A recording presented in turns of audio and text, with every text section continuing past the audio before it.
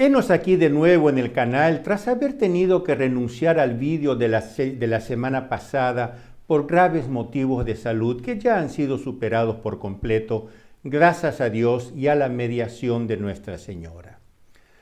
Pondré enemistades entre ti y la mujer, entre tu descendencia y la suya, ésta te aplastará la cabeza. Con estas palabras dirigidas a la serpiente, Dios mismo estableció una enemistad irreconciliable entre el diablo y Nuestra Señora, entre los hijos del diablo y los hijos de María. Una enemistad que durará hasta el fin del mundo, con el triunfo final de Nuestra Señora. Esta te aplastará la cabeza. Esta última semana ha estado llena de señales de esta lucha en la Iglesia. Y nosotros, queridos amigos, ¿de qué lado estamos? Buenos días, soy Julio Loredo. Bienvenidos al canal Visto desde Roma.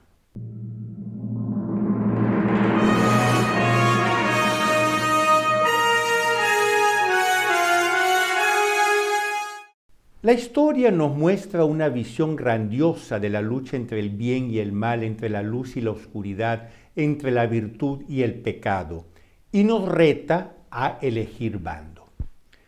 Hace unos días, en su introducción a la 81ª Asamblea General de la Conferencia Episcopal Italiana, su presidente, el cardenal Matteo Zuppi, pronunció unas palabras que nos dejaron muy preocupados. Si la cristiandad ya acabó, el cristianismo no está acabado en absoluto. Lo que está declinando es un orden de poder y de cultura, no la fuerza viva del Evangelio. Cierro comillas. Esto contradice frontalmente las palabras del Papa Juan Pablo II.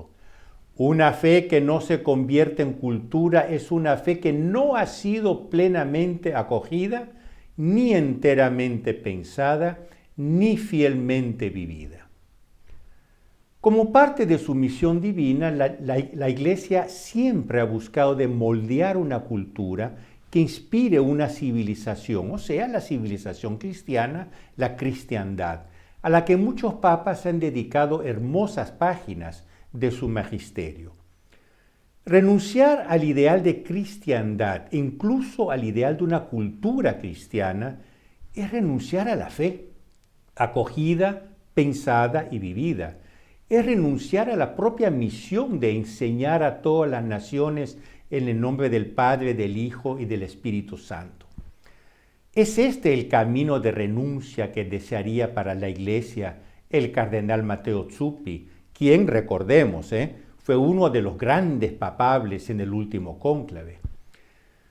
Gracias a Dios, el prelado italiano no habla en nombre del pueblo de Dios, que parece querer ir en una dirección completamente diferente. Pero antes de continuar, les pido que le den un me gusta a este vídeo y lo compartan con sus amigos. Si les parece útil, por favor, ayúdenme a difundirlo. Si pueden, también hagan una donación para que yo pueda realizar campañas promocionales. Muchísimas gracias. El auténtico pueblo de Dios, es decir, aquellos que permanecen fieles a su fe y a la práctica religiosa, parece querer ir en una dirección opuesta a la del cardenal Zuppi, hacia un catolicismo cada vez más firme, arraigado y militante. Es el renacimiento espiritual del que ya hemos hablado varias veces. Lo que se derrumba no es Occidente, sino la clase dominante globalista, declaró la semana pasada Kevin Roberts, presidente de la Heritage Foundation, el think tank conservador más prestigioso de Estados Unidos. Debemos recuperar el concepto de cristiandad con fervor y sin complejos, continuó el conocidísimo personaje de Washington, repasando a continuación las señales de renacimiento espiritual en todo el mundo. Y concluyó: debemos depositar nuestra esperanza en Dios y ponernos a trabajar. Recuerden, tener esperanza significa construir. ¿Acaso este resurgimiento de la llama de la fe, que algunos han asociado con la luz del lucero de la mañana, la estela matutina que surge de la noche, existe solo en los Estados Unidos? Tras años de oscuridad, el inesperado despertar de la Iglesia en Francia, titula Jean-Marie Guénois, destacado corresponsal en el Vaticano para el diario Le Figaro de París.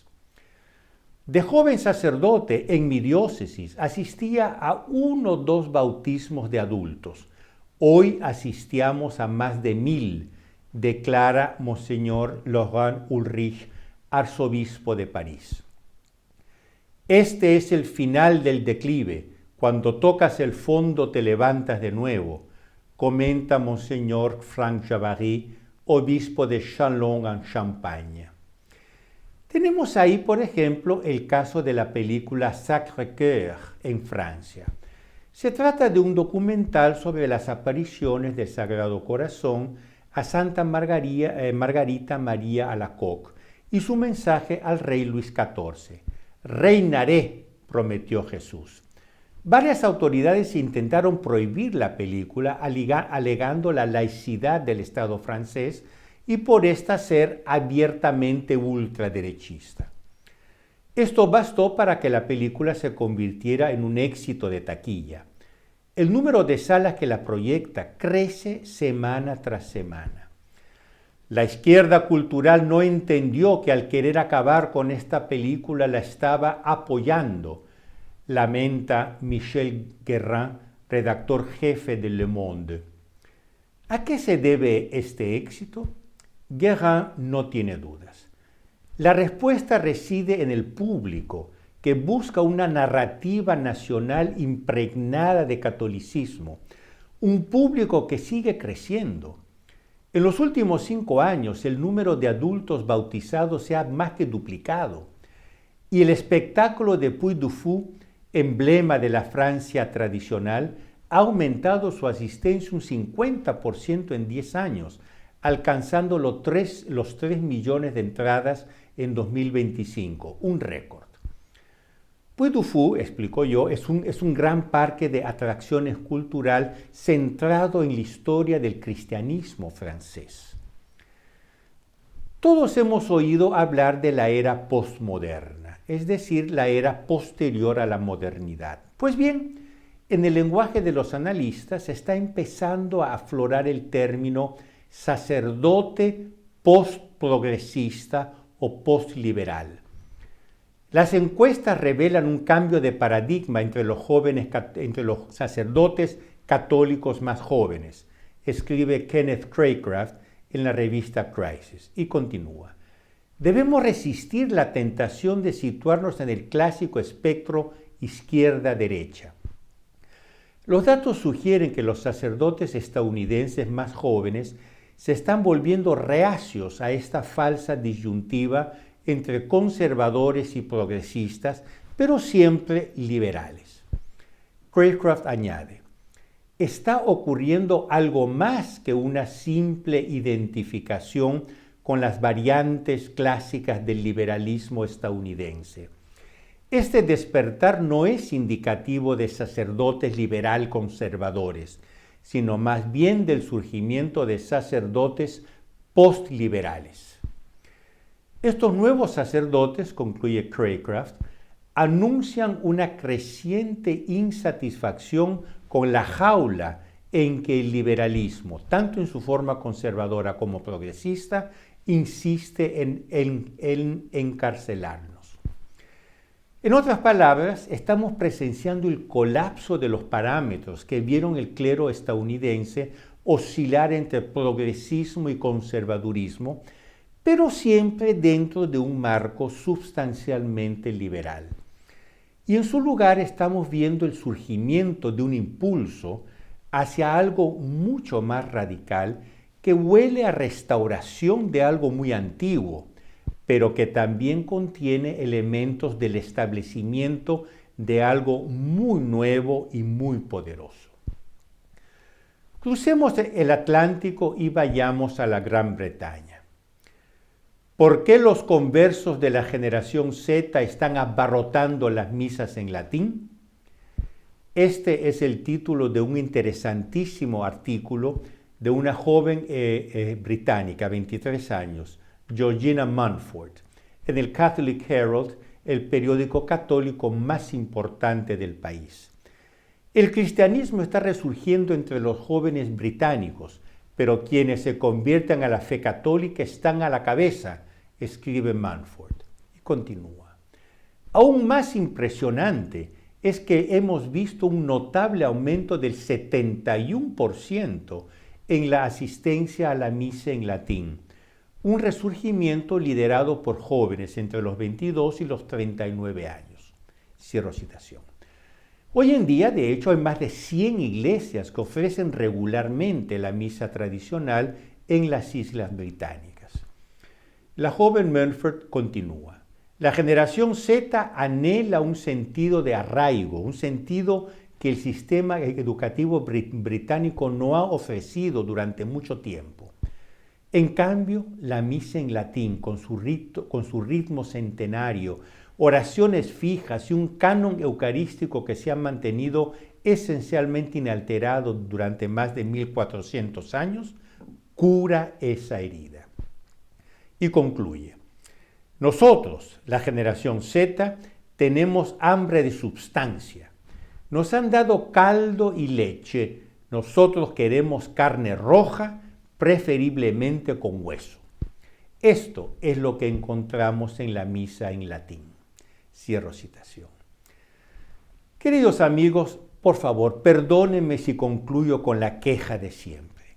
¿Acaso las autoridades eclesiásticas no se dan cuenta de este fenómeno?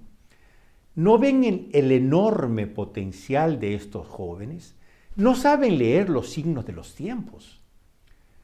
Por lo que veo, la respuesta no es clara.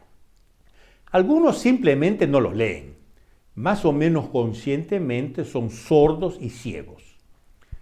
Otros los leen, sí, pero son incapaces de ofrecer una propuesta convincente que atraiga a esas oleadas de jóvenes. Acostumbrados a décadas de modernismo, son incapaces de pensar fuera de ese marco. Otros aún, y no quisiera hacer juicios precipitados, los leen, los comprenden y tendrían las habilidades y herramientas para formular una respuesta adecuada. Pero eso significaría abandonar toda su formación.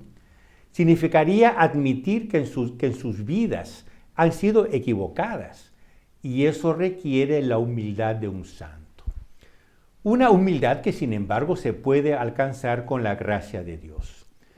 Por lo tanto, renuevo mi llamado a la oración y a la penitencia por nuestra Santa Madre Iglesia y por sus ministros.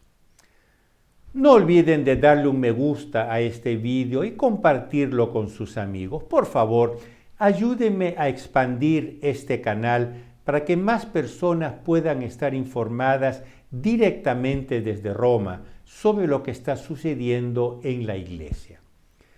También les pido, por favor, que apoyen el canal financieramente para que pueda llegar a un público cada vez más amplio.